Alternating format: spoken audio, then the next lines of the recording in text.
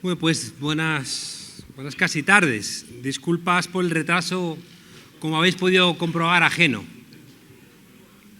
a cualquier responsabilidad nuestra. Agradecimientos en primer lugar por la presencia numerosa de prensa en esta sala y por mis compañeros de Podemos.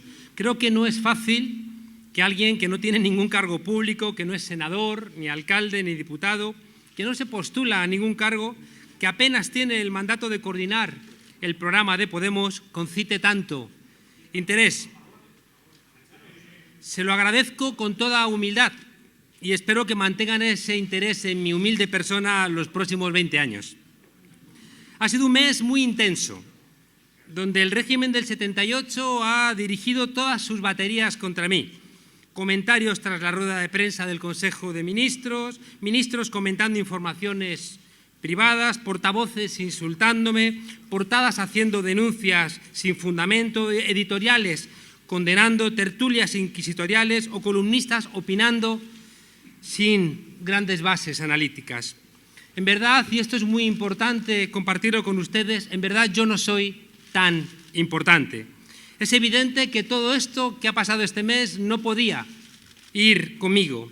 La fuerza de estos ataques de lo que habla es exclusivamente de la fuerza de la gente que quiere el cambio en este país y también del miedo que han creado en los que han mandado en España durante tanto tiempo. Tengo que agradecer sinceramente las muestras de apoyo de tanta gente, de todas esas personas que no han dudado en lo más mínimo durante esta caza de brujas. Gente incluso de otras formaciones políticas que han publicado artículos en la prensa, han hecho intervenciones denunciando lo que estaba pasando, así como conocidos tertulianos de radio que decía que en este caso concreto teníamos razón. Pero es de justicia también pedir disculpas por haberme retrasado tanto en dar explicaciones. Muchos simpatizantes de Podemos las han estado esperando, sensibles como han sido al bombardeo mediático de este mes y reclamando argumentos para poder desmontar los cientos de artículos, comentarios, portadas y tertulias que tenían un único fin: decir que Podemos es igual que las demás formaciones políticas. En Podemos, es cierto, lo hemos dicho desde el comienzo, no somos profesionales de la política. Y yo también he de reconocerlo, en algún momento de este mes me he quedado sin palabras ante la intensidad de las mentiras y la virulencia de los ataques. He necesitado tiempo para reconocerme en ese personaje del que hablaban los medios, que de pronto ocupaba el centro de la información de nuestro país. En el último año solo ha habido un cambio político en mi vida, que ha sido Podemos. Por tanto, la diferencia que he tenido que entender de lo que ha pasado en este año y en concreto en este mes parece que tiene que ver con la formación política que he ayudado a fundar. He de explicar que el retraso ha tenido que ver con que a lo desproporcionado de los ataques había que responder con exhaustividad.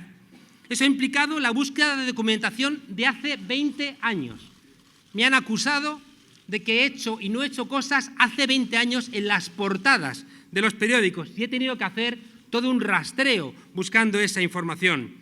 También ha tenido que ver con los plazos que han transcurrido hasta que obtuve la autorización para entregar la factura del servicio que realicé con el Banco del Alba.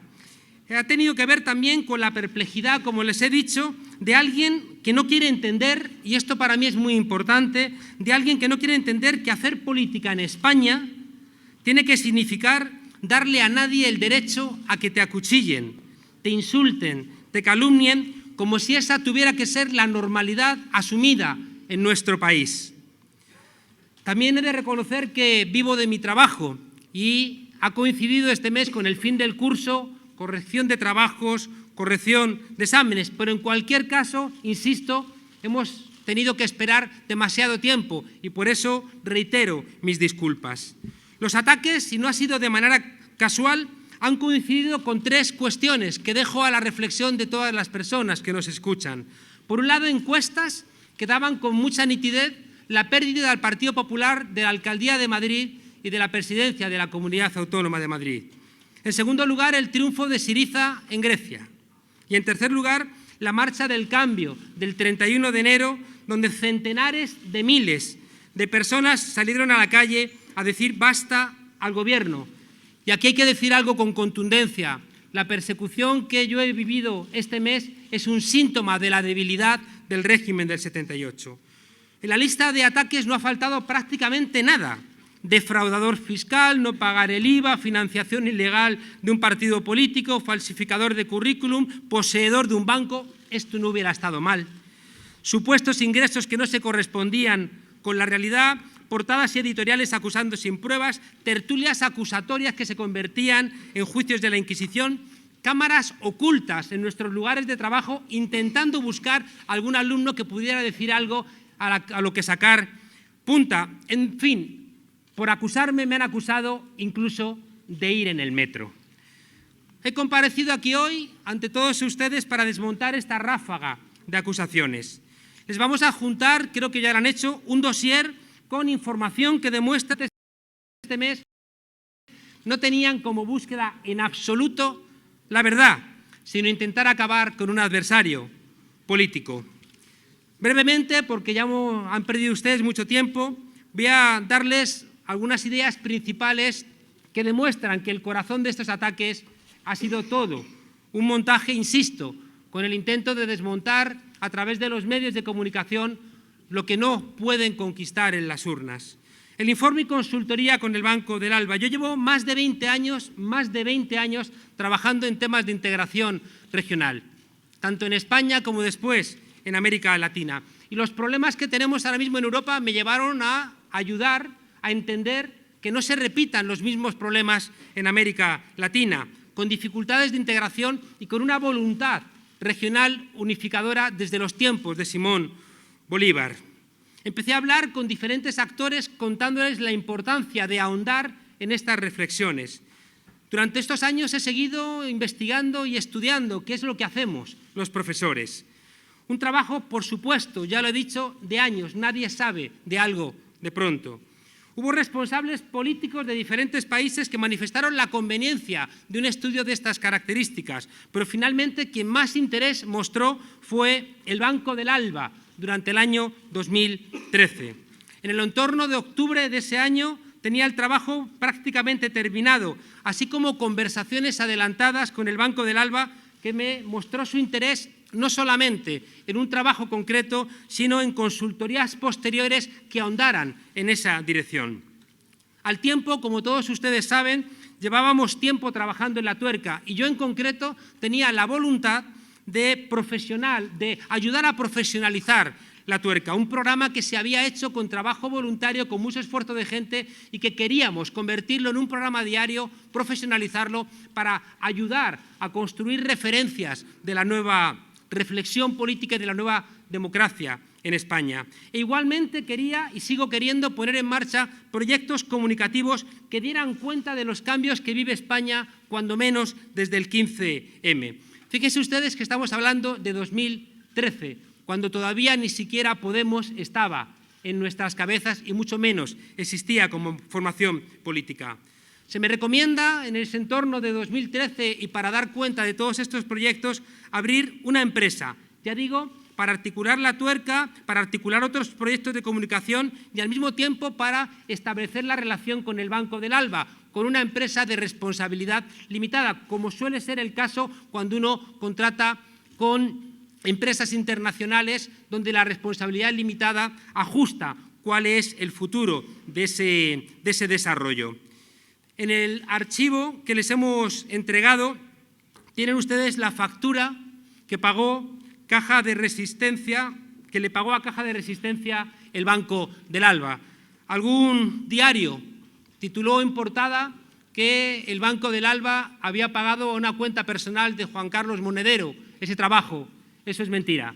Tienen ustedes el ingreso, el extracto de la cuenta de Caja de Resistencia donde directamente el Banco del Alba hizo ese pago.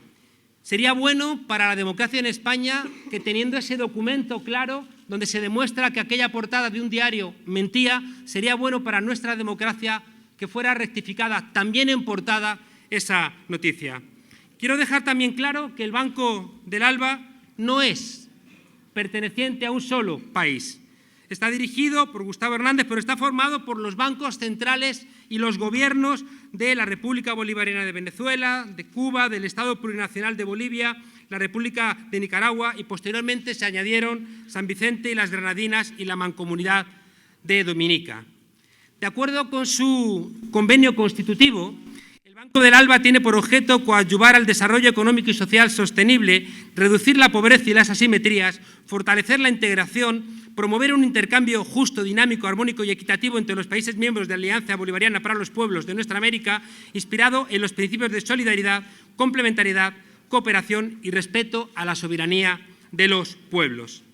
El estudio y la consultoría tiene que ver con los procesos de armonización fiscal y financiera, teniendo como horizonte la posibilidad de compartir una moneda única o medios de intercambio en el continente latinoamericano que no tengan la dependencia del dólar.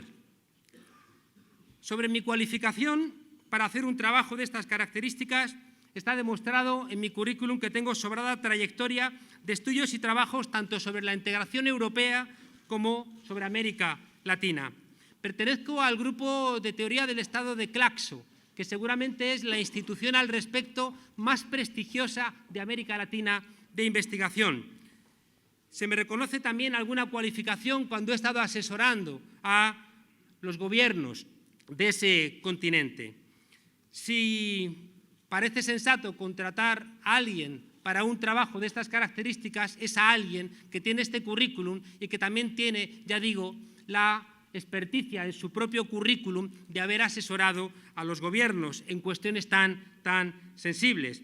Bastaba ver mi currículum para haber podido entender todas estas cosas. No me han pagado un estudio ni me piden consultoría sobre física cuántica, sino que me piden informes y me piden consultoría sobre lo que constituye mi trabajo en los últimos 20 o 25 años. Todos ustedes saben que los países de la Unión Europea, en el proceso de construcción de la moneda única, pidieron también todo tipo de informes y trabajos. Mi primer libro publicado va precisamente sobre la unificación europea y sus problemas. Y soy de los pocos españoles, tuve la fortuna de que cuando discutíamos en España el proyecto de Constitución Europea, uno de los libros que se publicaron en este país fue uno que edité yo. Se ha planteado que el precio puede ser alto. Hemos insistido en que el precio lo pagan quienes contratan y son los que deciden hacer una petición de estas características quienes ponen el precio. A mí me parece un disparate pagarle 600.000 euros al señor Aznar por 3 libros o que Ana Botella, con dinero de todos los madrileños, pagase 220.000 euros por los discursos del Relaxing Cup of Café con leche.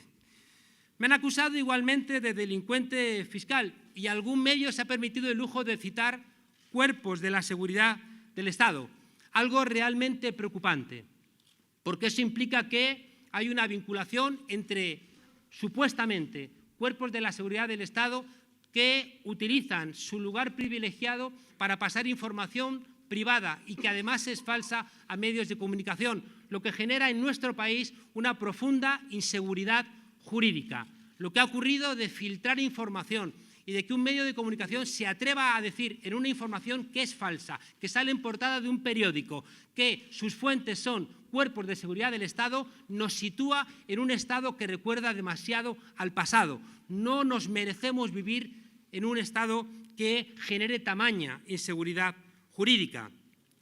Dijo también un mismo diario que me habían ingresado ni más ni menos que 1 millón de euros. Nunca dijo de dónde, nunca dijo en qué transacción, nunca dijo en qué cuenta se había registrado ese ingreso.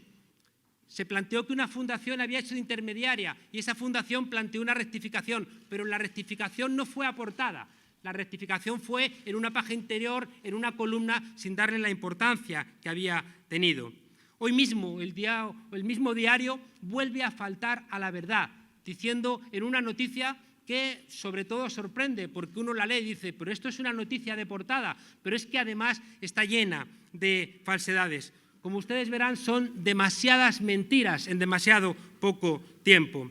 Otra de las discusiones ha tenido que ver con la declaración complementaria voluntaria.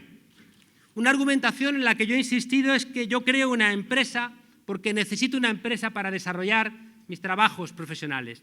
Necesito una empresa para hacer un contrato con responsabilidad limitada para ejercer tareas de consultoría y para hacer informes. Necesito una empresa para poder contratar. Necesito una empresa para poder desarrollar profesionalmente el proyecto de la tuerca y también necesito una empresa para poner en marcha algo que está en mi voluntad, proyectos comunicativos en nuestro país. Algunos han querido plantear que de lo que se trataba era de abrir una empresa para pagar menos impuestos y es una vez más una enorme falsedad. Explico que abro una empresa porque necesito una empresa para desarrollar los trabajos que tengo en marcha. La declaración complementaria voluntaria que decido yo hacer no subsana ninguna irregularidad, sino lo que hace es subsanar cualquier interpretación interesada. Y esto quiero repetirlo.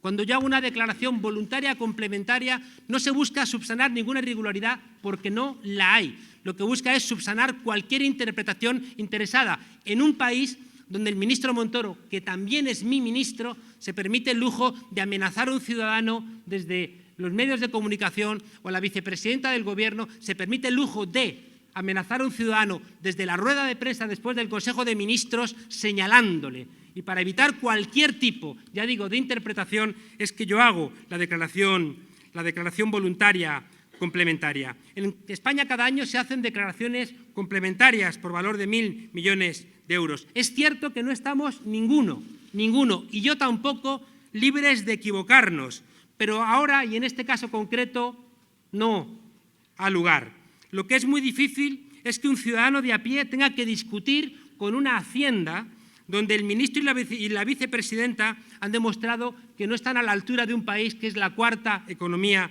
del euro.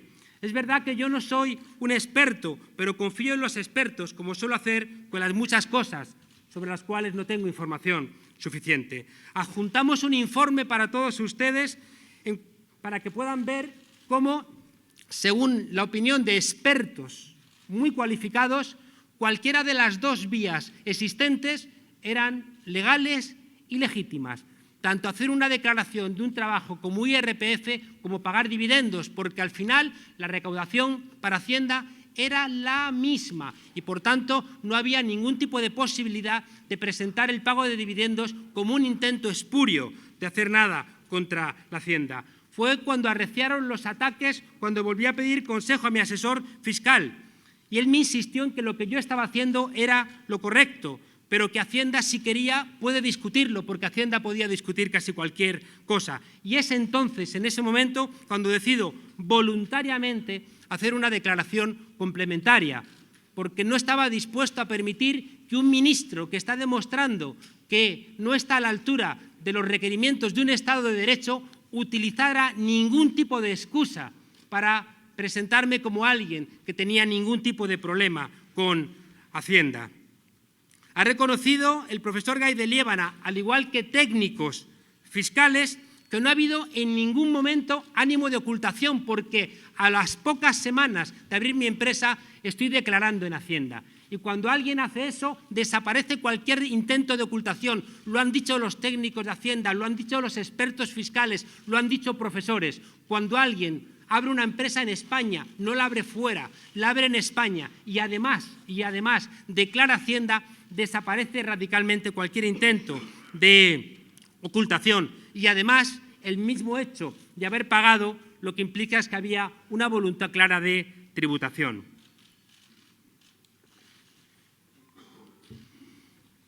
La conclusión de todo esto es que en ningún momento ha habido nada de lo que se me ha acusado, pero lo que sí que ha habido ha sido un intento de tergiversar la información para hacer pensar que la gente de Podemos somos iguales a aquellos a los que adversamos políticamente. Nadie, en otro punto, nadie ha presentado una sola prueba de que pueda sostener la financiación ilegal de Podemos. Ha sido otra calumnia constantemente repetida. El otro día, otro periódico de tirada nacional se permitió el lujo de decir no solo que yo tenía un banco, que ya digo, que está bien, claro, igual hacen relaciones que me las hacían en el colegio. Como te apellidas Monedero, pues igual tienes un banco. Pues ya quisiera yo, pero no tengo un banco. Y resulta que, ¿cómo? Yo tengo una cuenta en un banco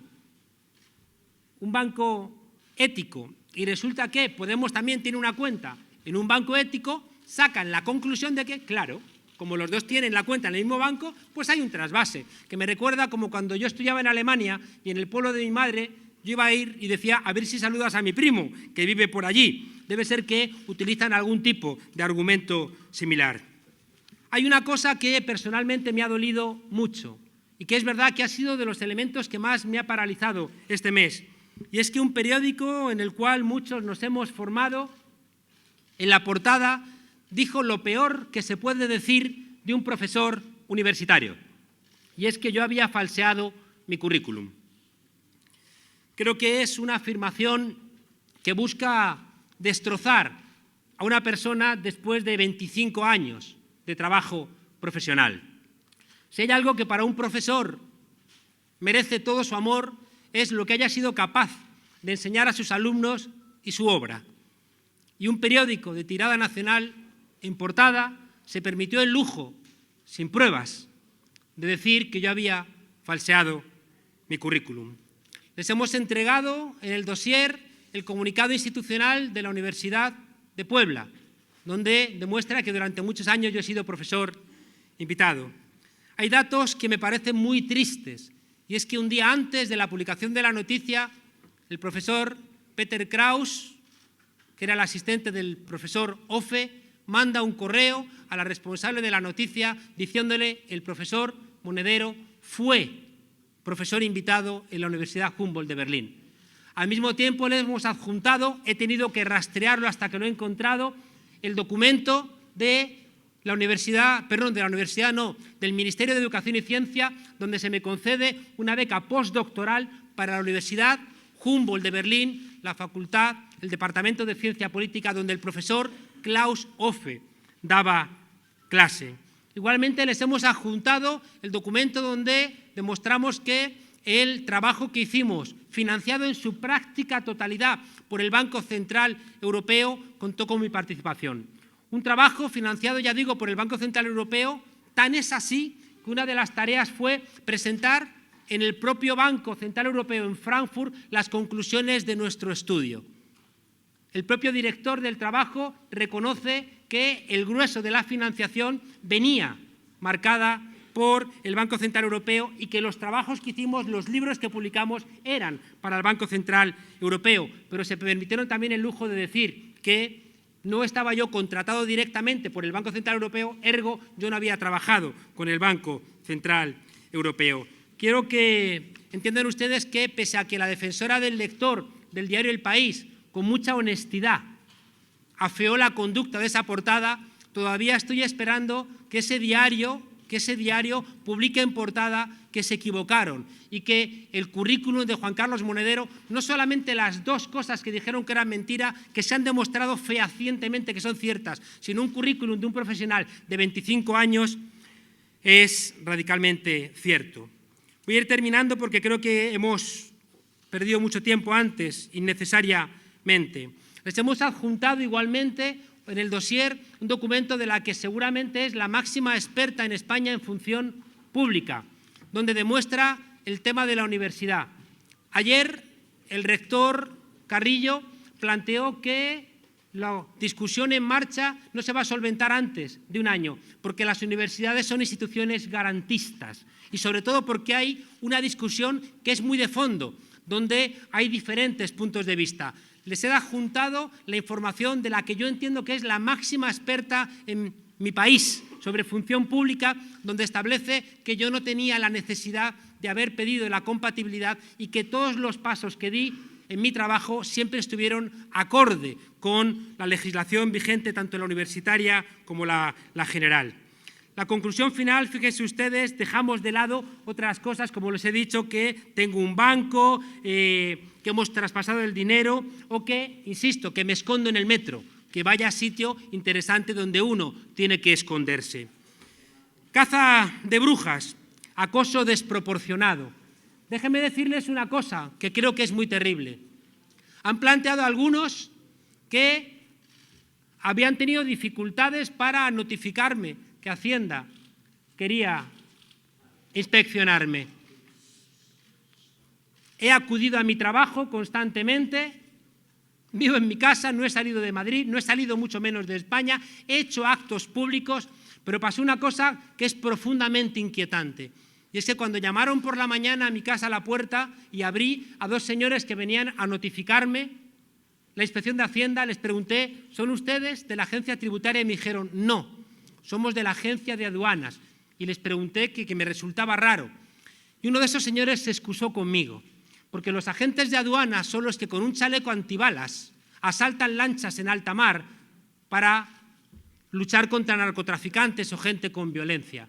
Y resulta que el señor Montoro se permitió el lujo de mandarme a mi casa para notificarme a dos personas que actúan solamente en casos de extrema violencia, con la clara voluntad de intentar amedrentarme o de intentar meterme miedo. Vuelvo a insistir, me parece muy preocupante que el ministro Montoro, que también es mi ministro, utilice este tipo de comportamientos con un adversario político, porque eso implica que si son capaces de usar el Estado para su servicio, el Estado de Derecho en España está profundamente en cuestión.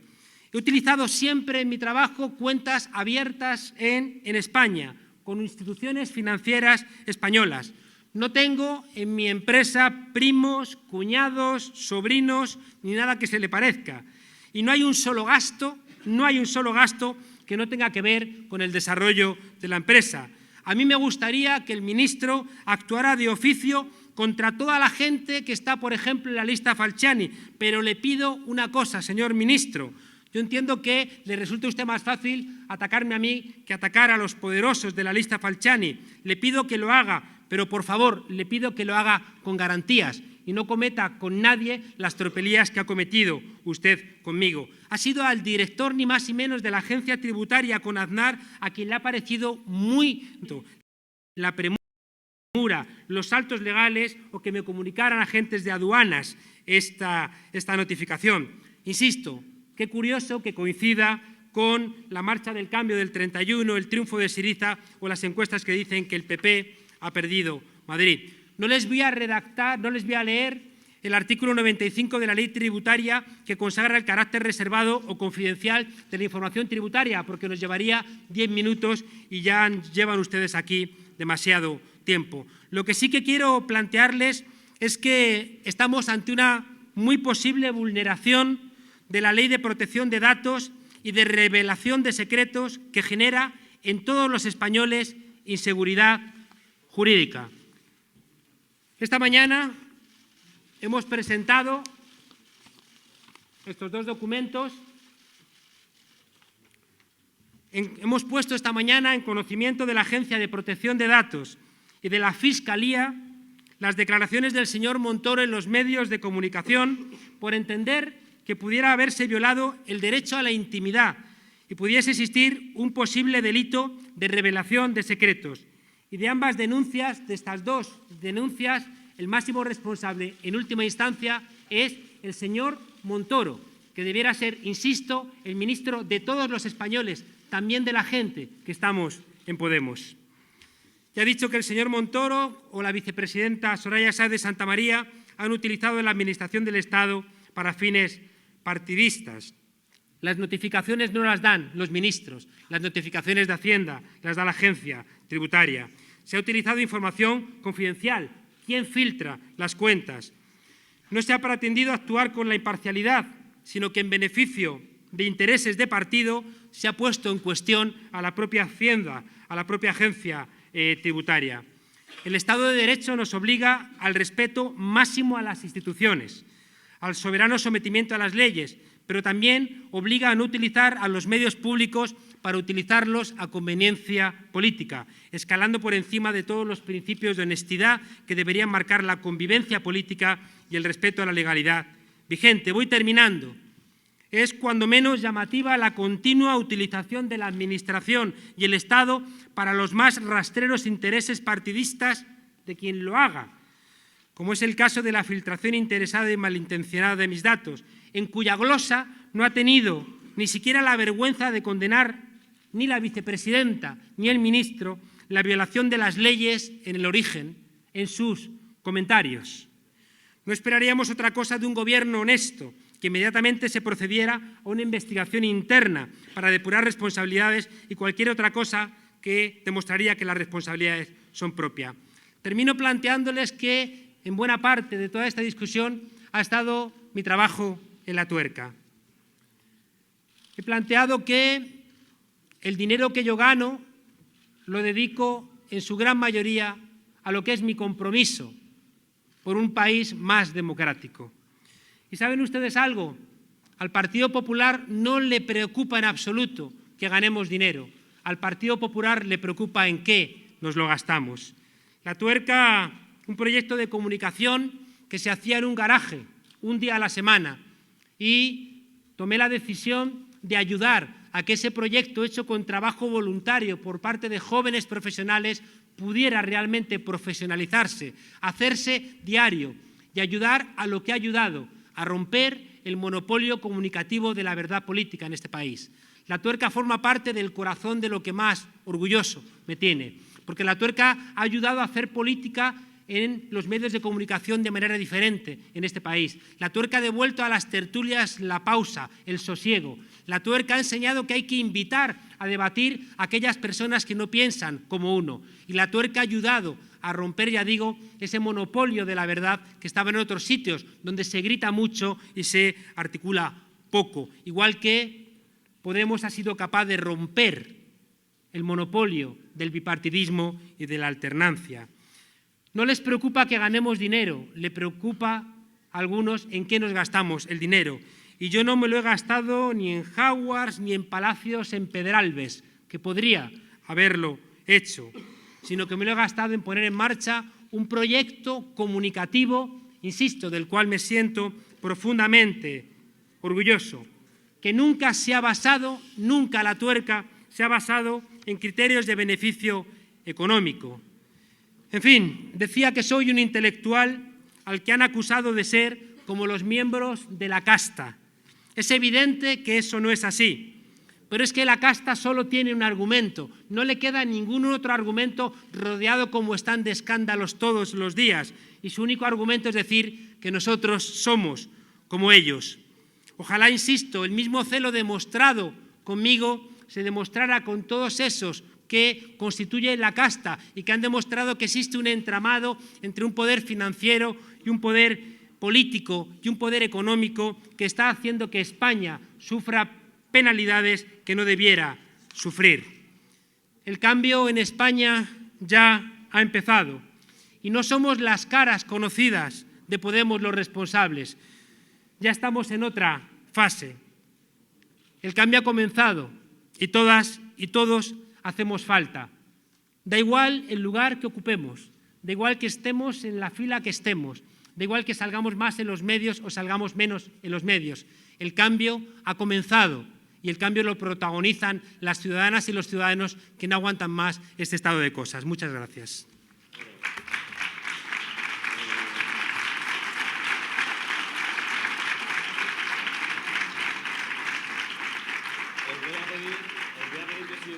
Con nombre y medio cuando habléis y os voy a pedir por favor que para los directos, si los podéis hacer fuera, os lo agradecemos mucho. Francesco. Claro, con micrófono.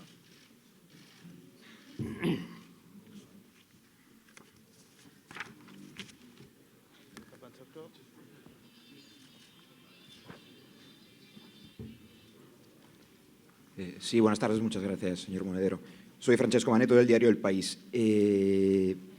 Yo quería preguntarle si estará en condiciones en el futuro, cuando obtendrá la autorización de los gobiernos del ALBA, de enseñar, si estará en condiciones en el futuro de enseñar también los trabajos enteros de consultorías con esos organismos, con el ALBA y con esos gobiernos.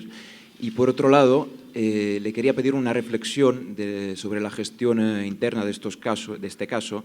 Quería saber si le cree o teme que si puede hacer daño al partido, con vistas a las elecciones. Ya dentro de un mes tenemos elecciones autonómicas en Andalucía. Con el ruido de los flash te oigo muy poco. ¿Se puedes hablar?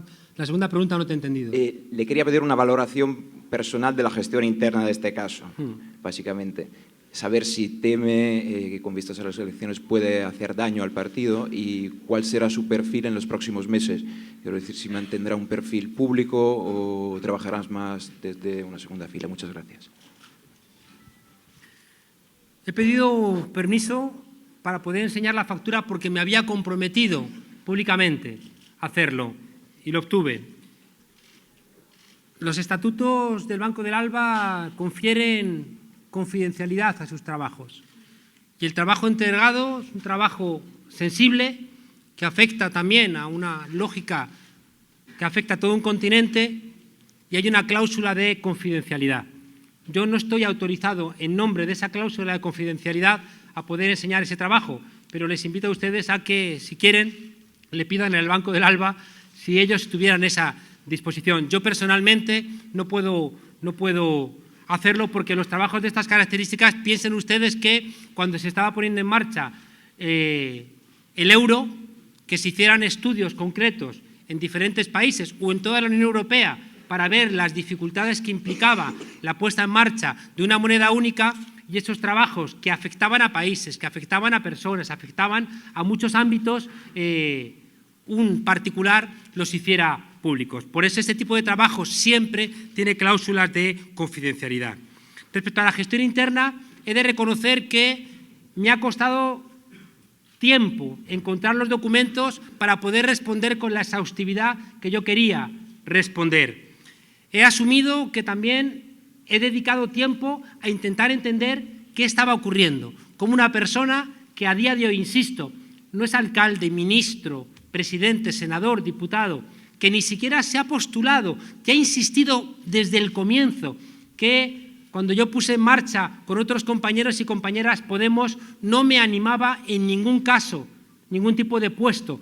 Pueden ustedes acudir a las hemerotecas y verán que desde el primer momento yo dije, yo quiero seguir siendo profesor, quiero seguir colaborando en el ámbito de las ideas y no tengo intención de ocupar cargos políticos. Pero he de reconocer, ya digo, que todos estos ataques me robaron tiempo para intentar entender qué estaba ocurriendo y por eso he planteado disculpas. Yo creo que cuando se da un abanico tan alto, tan grande de ataques desde tantos flancos que afectan al universitario, diferentes medios, acusaciones de diferente rango, la idea es intentar sembrar dudas en la militancia, en los simpatizantes de Podemos.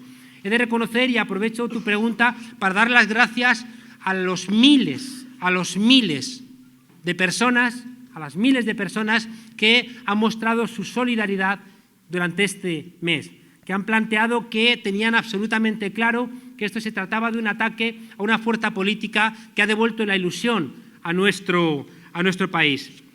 Si hará daño o no hará daño, tendremos que verlo. Nuestra experiencia es que los ataques casi siempre han sido tan burdos que se han traducido en que la gente se ha dado cuenta de que no había detrás nada. Y, por tanto, ya veremos, ¿no?, cuál es el resultado. Es verdad que si en un mes y con tantos recursos no han hecho nada de mella, debieran tirar ya radicalmente la toalla. Seguramente algo de daño han hecho, ¿no? Seguramente, y ahí te hablo como analista, parece sensato que después de un mes de atacar, ya digo, con tantas mentiras que han afectado a todos los ámbitos de mi existencia, es probable que algún daño hayan hecho. Respecto de mi perfil, yo tengo un mandato que me ha hecho Podemos, que es aquel que yo sé desarrollar, que es ayudar en el campo de las ideas a colaborar, a organizar el programa. Y esa sigue siendo mi tarea. Ahora bien, hay una cosa que sí que he aprendido en este mes, y es que quiero regresar más al trabajo que he hecho siempre, al trabajo que hice cuando estábamos poniendo en marcha Podemos. Y, por tanto, voy a dedicar también mucho tiempo, todo el que pueda, a recorrer de nuevo España, a visitar todos los círculos, a hablar con las compañeras y compañeros, porque me lo están demandando. Y creo que es un trabajo que hago con determinada soltura y no quiero dejar de hacerlo.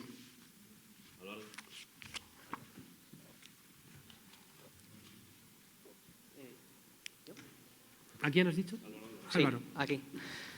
Hola, Juan Carlos, Álvaro Carvajal, del diario El Mundo. Quería... No te veo. Ya, es que estoy aquí al final. Ah, vale. Gracias. Veo que usted contrapone todos los argumentos de estos días citando expertos, pero todos los medios de comunicación también han citado expertos y sacan conclusiones diferentes. Por ejemplo, sin ir más lejos, el otro día en El Objetivo se desmentía que al hacer el cobro por dividendos diera el mismo resultado que hacer la declaración por IRPF.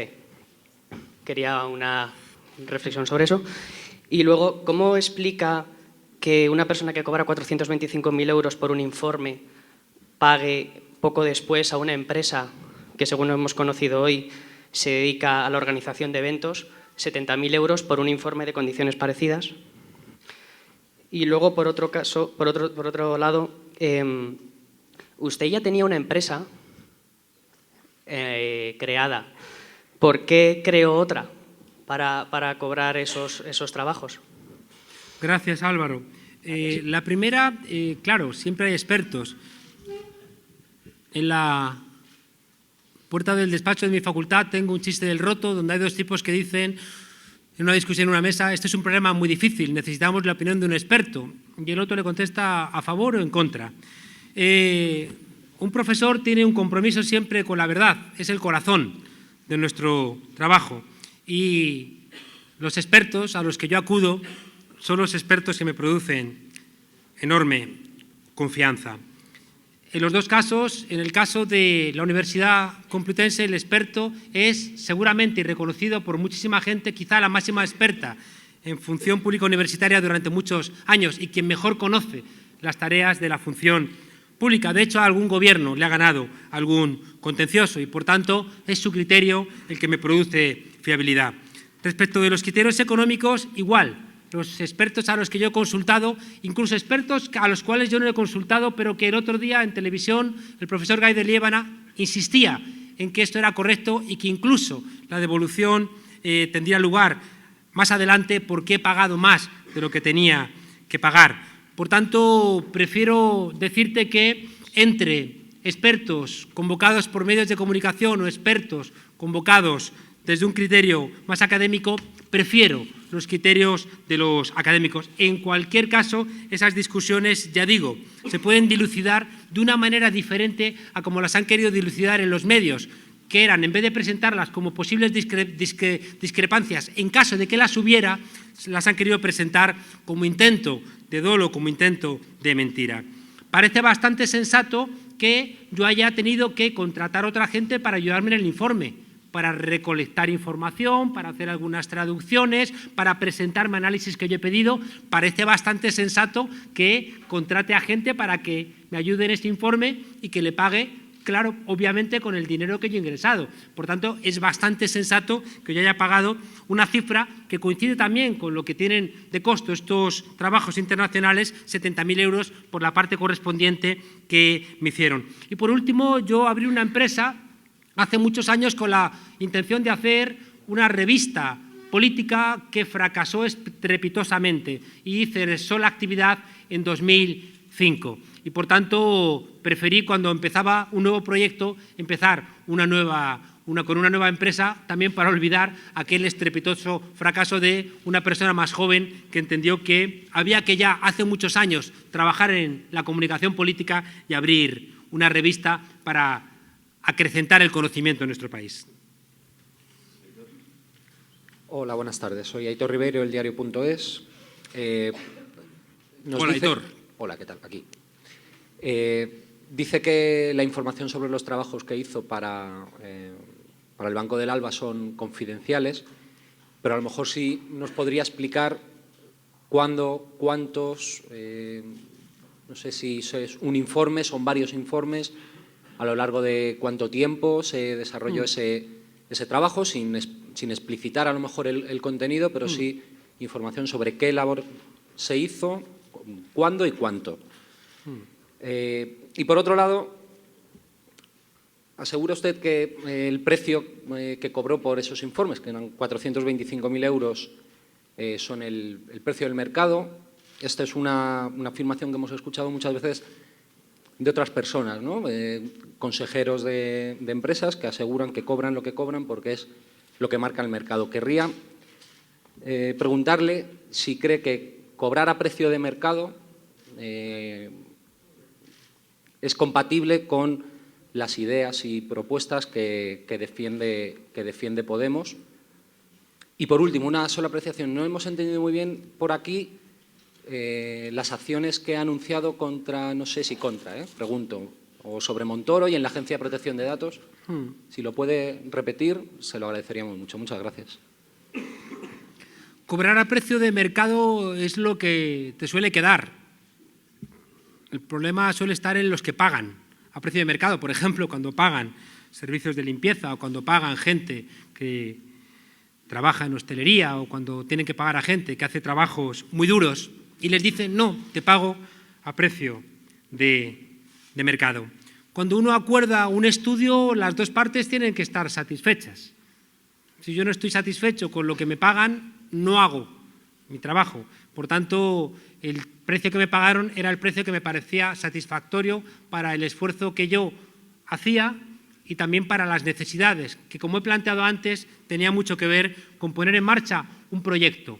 Si me hubieran pagado menos dinero, seguramente yo no podría haber puesto en marcha mi proyecto que quiero, comunicativo amplio, y por tanto pues tendría que haber buscado otro tipo de soluciones.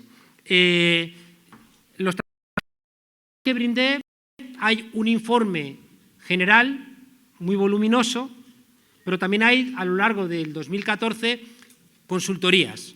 Es decir que, como he planteado, el informe no bastaba, ¿no? El informe era como un estado de la cuestión que después tenía que desgranarse en muchas discusiones, en muchas consultorías que fueron desarrolladas a lo largo de 2014.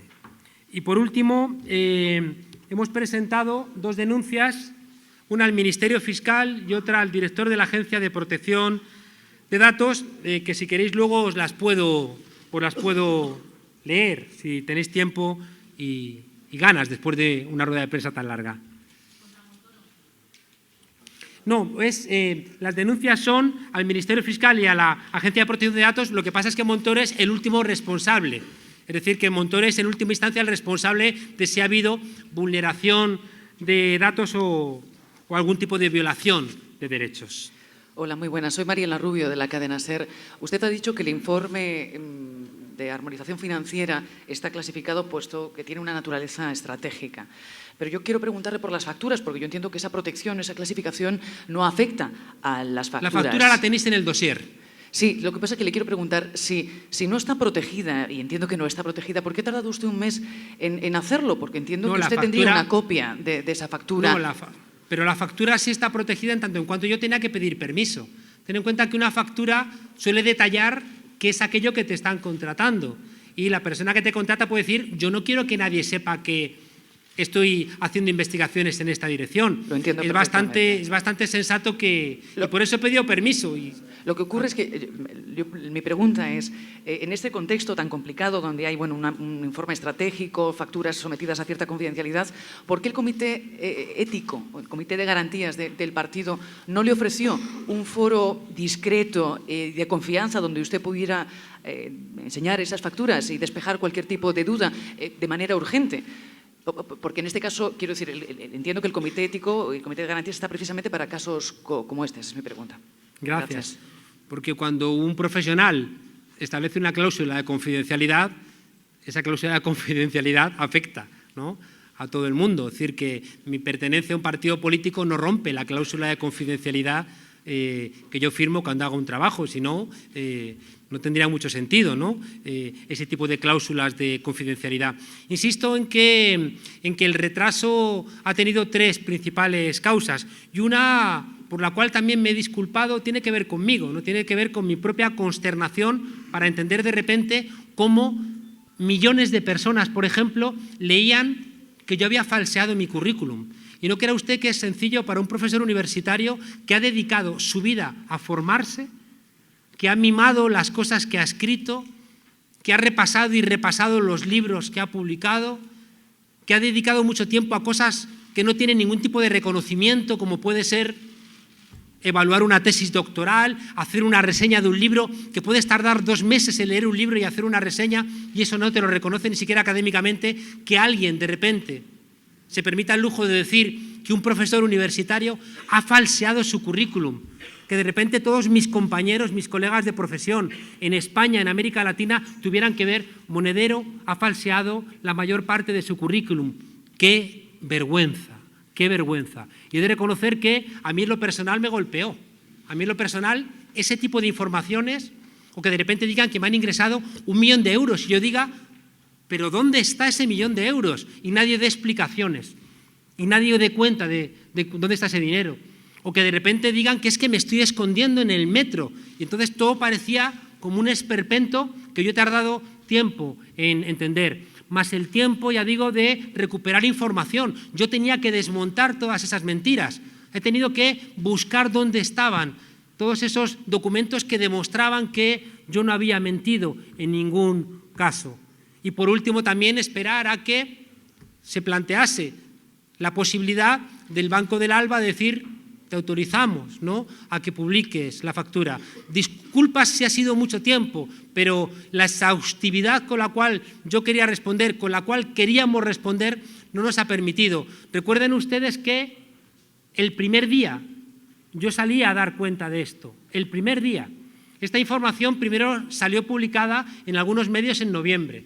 Luego salió en diciembre. No había ningún tipo de problema. Yo consulté a mis asesores fiscales y dijeron: no hay problema. Pero después rebotó de nuevo en enero, y ahí sí que empezó, insisto, porque allá habían pasado ya otro tipo de cuestiones, y ahí se convirtió entonces en una noticia que me obligó, ya digo, a buscar toda esa información que he tardado tiempo. Gracias. Buenas tardes, señor Monedero. Sí. Isabel Cuesta, del periódico El País. Le quería preguntar, ¿cuál fue el trabajo de consultor que hizo para el gobierno alemán? Porque en su currículum usted pone: por encargo del gobierno alemán hizo un estudio sobre la trayectoria profesional de los becarios del Goethe-Institut. Sin embargo, el Goethe-Institut no tiene ningún registro de esta información, y lo único que pudimos encontrar fue una encuesta, la evaluación de una encuesta de 26 páginas, pero no por encargo del gobierno alemán. Entonces, nuevamente la pregunta: ¿cuál fue el trabajo de consultor que hizo para el gobierno alemán, y su afirmación de por encargo del gobierno alemán hizo un estudio cuando ninguna entidad requirió ese tipo de estudio? El Goethe-Institut no tiene registro y el DAAD no es una institución del gobierno alemán. Gracias, Isabel. Y ojalá tú y yo podamos hablar despacio, Isabel, sobre todo lo que ha pasado, ¿no? Ojalá. En mi currículum puse que hice un trabajo por encargo del DAAD y el Goethe-Institut. Es decir que, bueno, desarrollé un trabajo donde el Goethe-Institut, que es una institución dependiente en aquel momento, si mal no recuerdo, del Ministerio de Asuntos Exteriores alemán, y el DAAD, donde están también participando del patronato varios ministros del gobierno, me pidieron que investigara cuál había sido la trayectoria de los becarios del Goethe-Institut en España. Y me encargaron un estudio que tardé bastante tiempo, porque una de las primeras tareas era rastrear, hubo que poner anuncios en la prensa, etcétera, hubo que rastrear dónde estaba toda la gente que había sido becaria del DAAD. Y por tanto, hice ese estudio.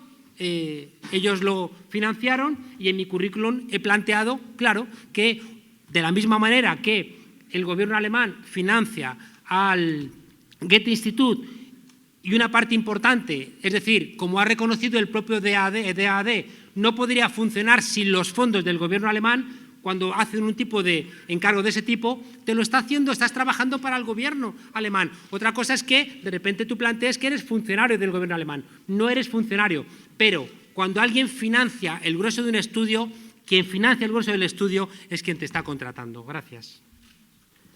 Hola, aquí. Soy Andrés Rojo, del diario La Razón, y quisiera preguntarle si entre el 23 de octubre del 2013, cuando recibió el dinero proveniente del Banco del Alba, hasta el 17 de enero de 2014, cuando se funda Podemos, ¿realizó usted alguna aportación de dinero al partido. Y también quisiera pedirle una valoración sobre la detención del alcalde de Caracas, opositor al régimen chavista, señor Ledesma. Muchas gracias. La segunda no forma parte de la discusión de esta rueda de prensa y, por tanto, tendremos ocasión de hablar al respecto en muchas ocasiones. Tenemos que confiar en la justicia y en el Estado de Derecho y, por tanto ahí, a eso me remito. Y a la primera pregunta, radicalmente no. No ha habido ni un euro de financiación de caja de Resistencia a Podemos, ni un euro, en ningún momento. Aquí. Gloria Mena, de La Sexta. Yo quería preguntarle... Gloria de... Mena, de La Sexta. Yo quería preguntarle por qué no ha enseñado el contrato. Porque, bueno, para ver si estaba firmado a nombre de usted o a nombre de la empresa.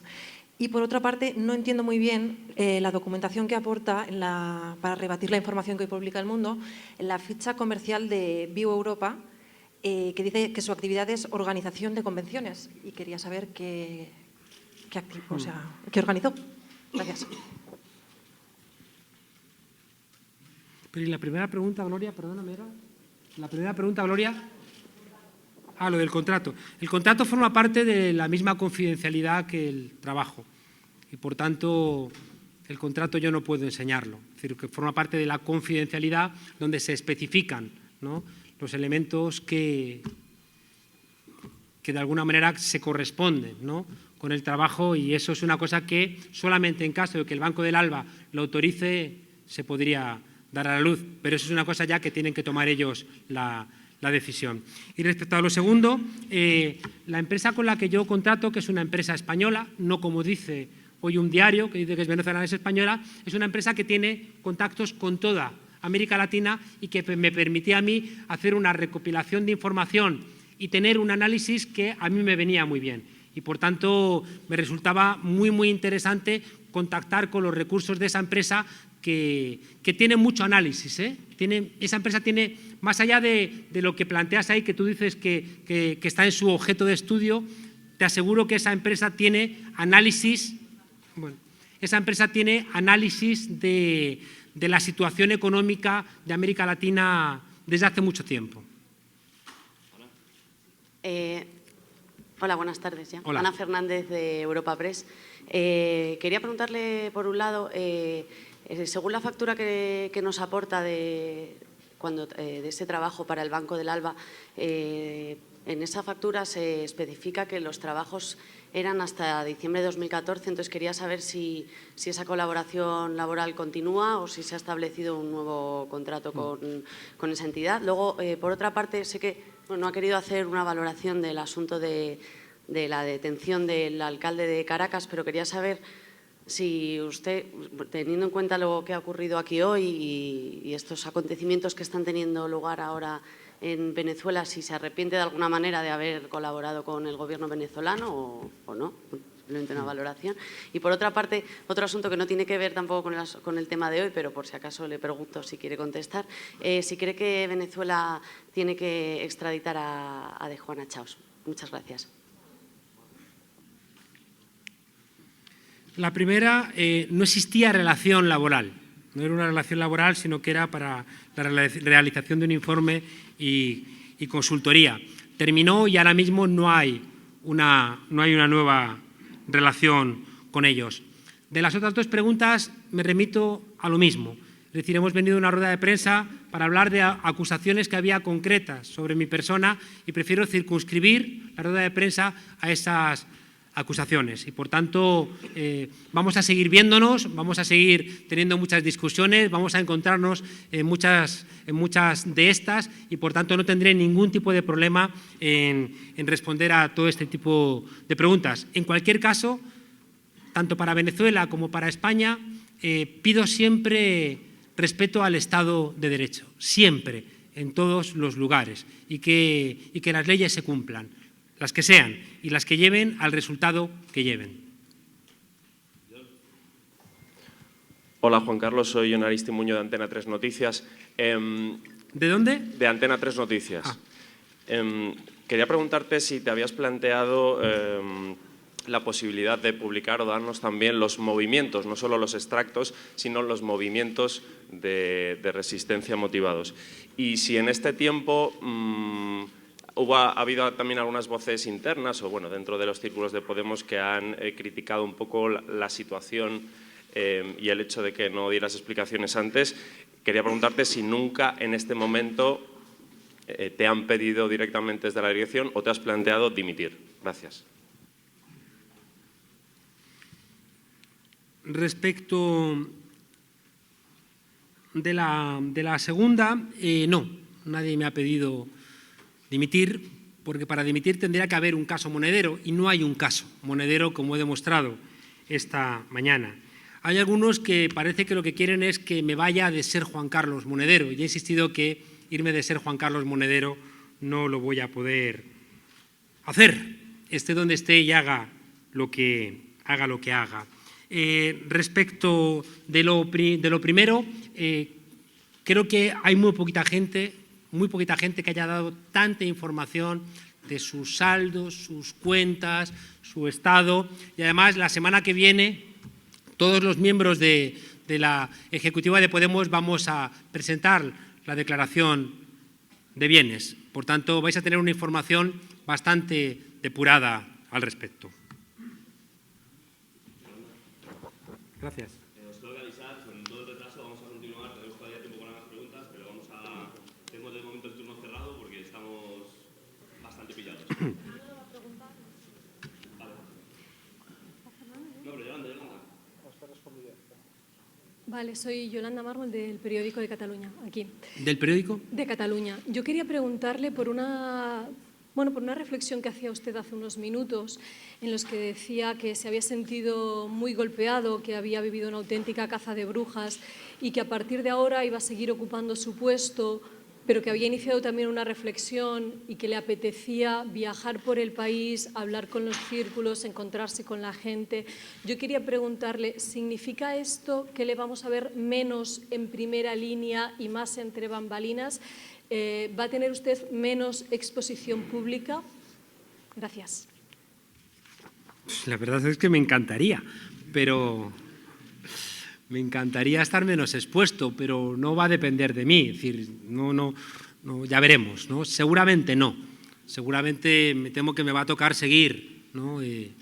Siendo una cara conocida de Podemos, porque fíjate que aunque vaya a un pueblo a reunirme, pues allí va a haber medios, ¿no? O sea que no creas que me voy a poder librar de vosotros tan sencillamente, ¿no?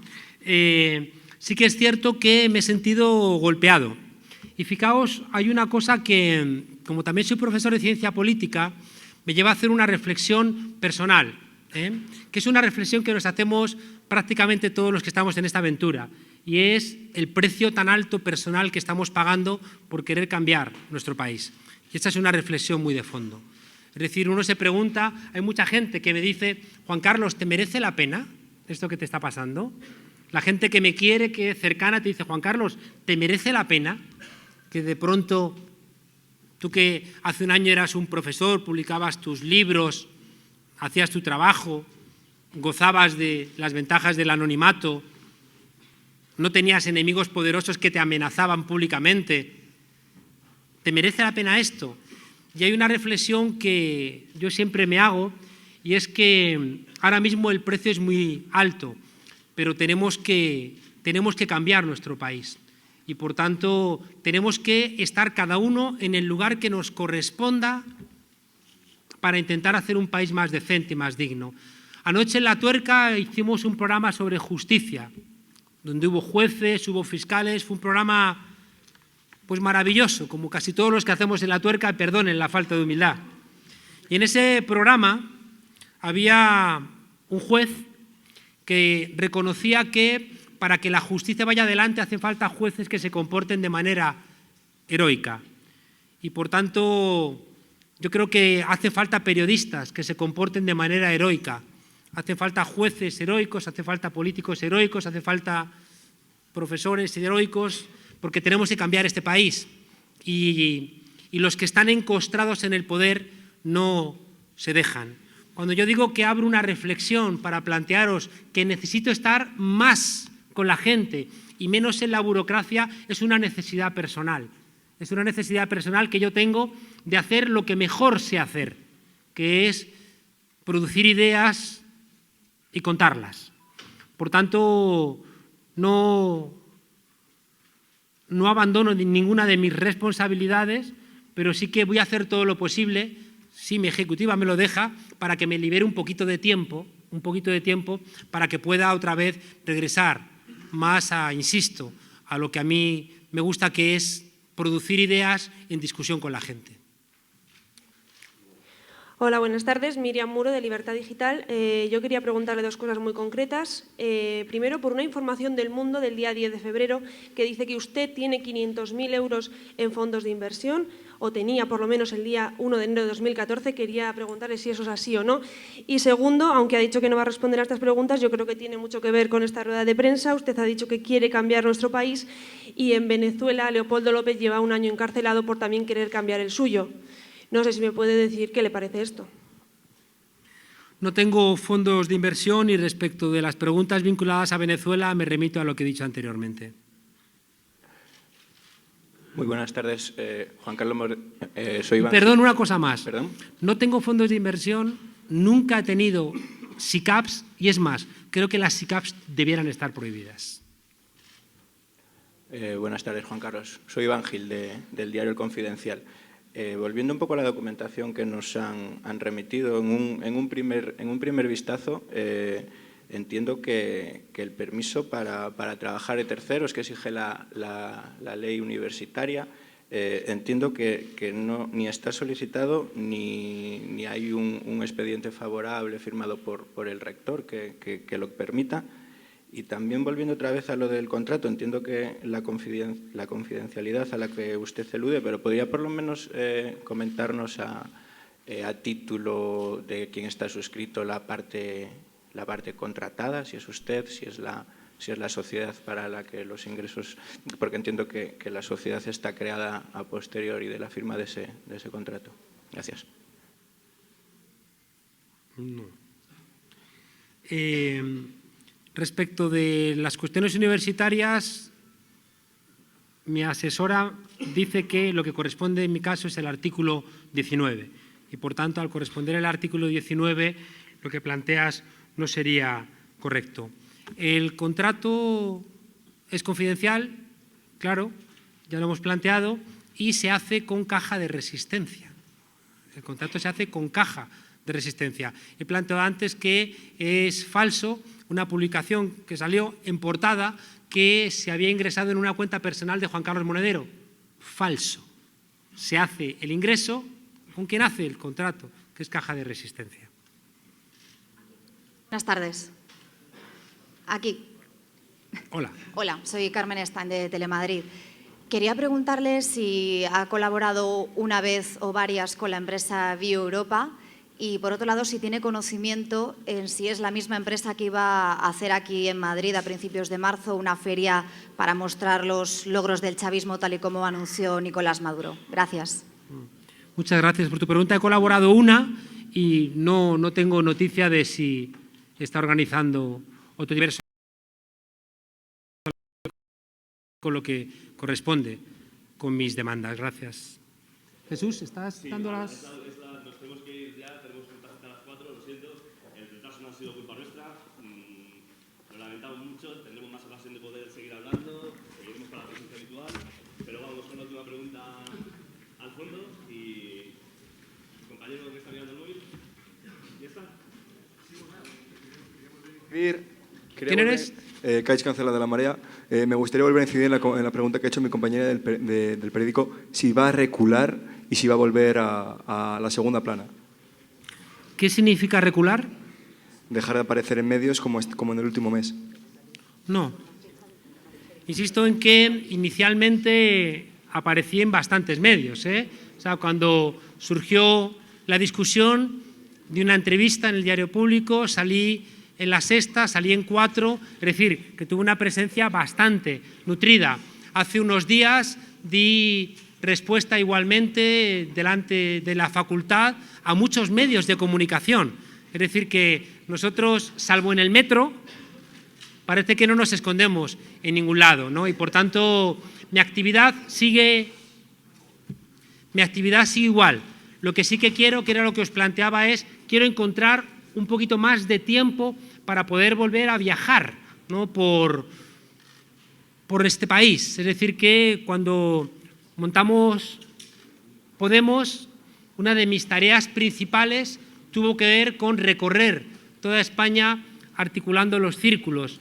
Y me están reclamando, y constantemente todos los días tengo que decir no puedo ir, no puedo ir, no puedo ir, y quiero recuperar eso, porque fijaos, y esto es muy importante también para la concepción que yo tengo de la democracia en España.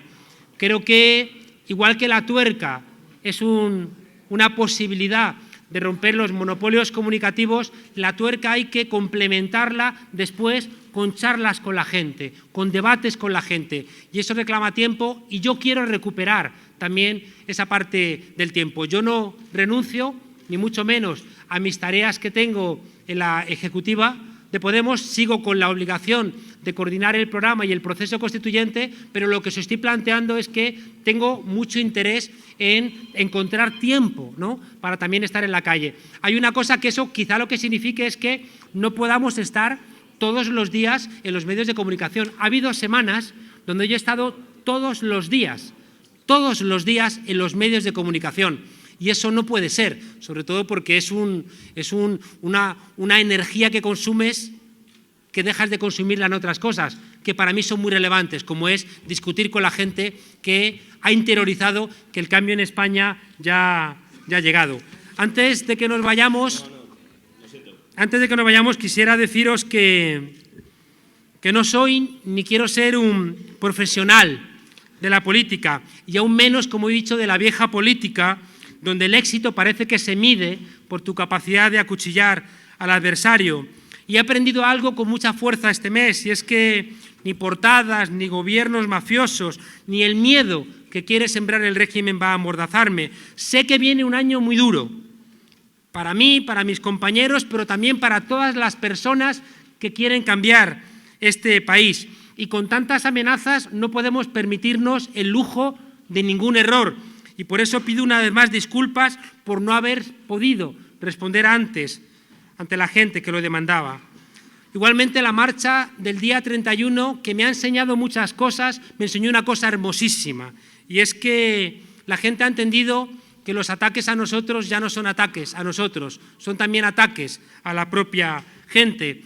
Y pueden atacar a la gente conocida de Podemos, pero no se puede atacar a todo un pueblo. El cambio en España ya ha empezado, y el cambio no lo hacemos las caras conocidas.